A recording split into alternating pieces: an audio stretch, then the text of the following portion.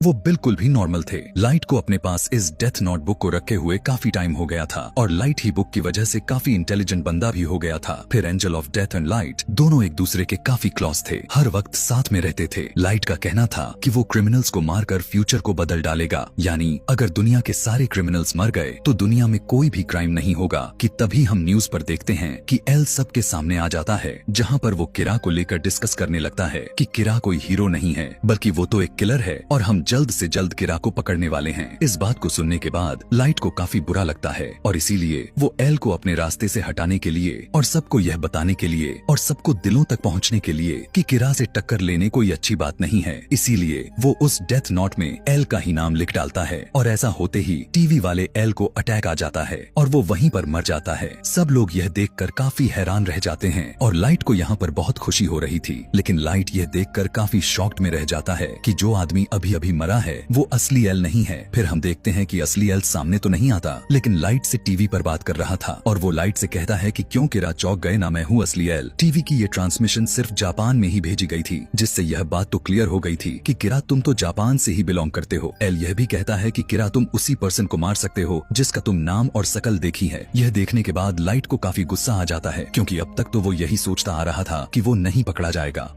लेकिन अब उसे टेंशन इस बात के लिए हो रही थी कि उसका टक्कर लेने वाला एल जो आ चुका है, क्योंकि लाइट ने ना तो उसका नाम जानता था और ना ही अभी तक तो उसने उसका फेस को देखा हुआ था। इसके बाद जापान में एल और किरा के बारे में काफी ज्यादा डिस्कशन होने लग जाती है। एल का कहना था कि मैं एक जस्टिस हूँ और किरा किलर, इसीलिए मैं किरा को सजा दिलाऊंगा। एंजल ऑफ डेथ भी इस मैटर में लाइट की कोई हेल्प नहीं कर सकता था, क्योंकि एंजल ऑफ डेथ बेशक बुक के मालिक को नजर तो आता है, लेकिन वो किसी का साथ नहीं देता। फिर हम देख पाते हैं कि एल अचानक से होने वाले डेथ का डेटा निकाल कर दे देता है और वो यह सब जान पाते हैं कि ये डेथ स्कूल और कॉलेज के छुट्टी के बाद होती हैं। इसका मतलब यह बनता है कि किरा से एक कॉलेज स्टूडेंट है। फिर यहाँ पर अब उनका शक लाइट पर भी जाता है, क्योंकि उसका फादर एक डिटेक्टिव भी थे और वो किरा के केस पर इन्वेस्टिगेशन भी कर रहे थे। अब क्योंकि लाइट अपने फादर के डेटा पर एक्सेस आसानी से कर सकता था, इसीलिए वो शक के दायरे में आ गया था। अब क्योंकि वो यह बात काफी अच्छे से जान चुके थे, किरा स्कूल्स और कॉलेज के बंद होने के बाद ही लोगों को मारता है, इसीलिए लाइट अब स्कूल और कॉलेज चलते समय में भी मारने लग गया था। अब यहाँ पर यह सब देखते हुए एल का डाउट और भी ज्यादा बढ़ जाता है कि किरा एक स्टूडेंट ही है,